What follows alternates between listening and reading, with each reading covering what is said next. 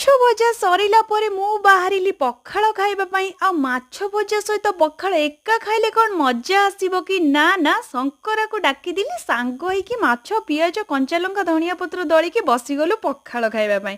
Wow! ପଖାଳ ଖାଉଥାଏ, ଇଚ୍ଛା ହଉଥାଏ ଏଇଭଳିଆ ସୁଖଟା ପ୍ରତ୍ୟେକ ଦିନ ଟିକେ ଟିକେ ମିଳନ୍ତାନି ନା। ତାପରେ ଭାବି ଭାବି ଫଟାଫଟ ଖାଇସାରିକି ବାହାରିଲି ତରକାରୀ ବନେଇବା ପାଇଁ। ଇଲୋ ମାଲୋ, ତରକାରୀ ବନେଇବାକୁ ଗଲାବେଳେ ଆଲୋ ସେ ବିଲେଇଟା ଅନେଇଛି ମତେ କଟ କଟ କରିକି। ମନେ ମନେ ବୋଧେ ଭାବୁଥାଏ, ଆଲୋ ମାଛ ଖାଇଲୁ ଖାଇଲୁ, କଣ୍ଟାଟେ ମତେ ଦେ। ଆଲୋ ମୁଁ କ'ଣ ତତେ କଣ୍ଟା ଦେବି? ମୁଁ ତାକୁ ନେଇକି ବା ଫୋପାଡ଼ି ଦେଇଛି ଅଳିଆ ଜାଗାରେ। ତୁ ଯାଇକି ସେଇଠି ନହେଲେ ଖାଇଦବୁ। ଏ ମା, ମୁଁ ତାକୁ ଅପମାନ କଲି, ସେ ମନ ଦୁଃଖ କରିବନି ତ? ନା ନା, ଛାଡ଼, ସେ ଯାହା କରୁଛି କରୁ, ମୁଁ ମାଛ ନ ନଉ। ତାପରେ ମାଛ ତରକାରୀ ଏତେ ସୁନ୍ଦର ଭାବରେ ପ୍ରିପେୟାର କରୁଥାଏ, ଇଆଡ଼େ ସେଇଠି ମୋତେ ଢୋଳ ଲାଗୁଥାଏ। ପଖାଳ ତ ଖାଇ ଦେଇଛି, ଇଚ୍ଛା ହଉଥାଏ ଏଇଠି ଦି ଢୋଳ ମାରିଦେବି କି?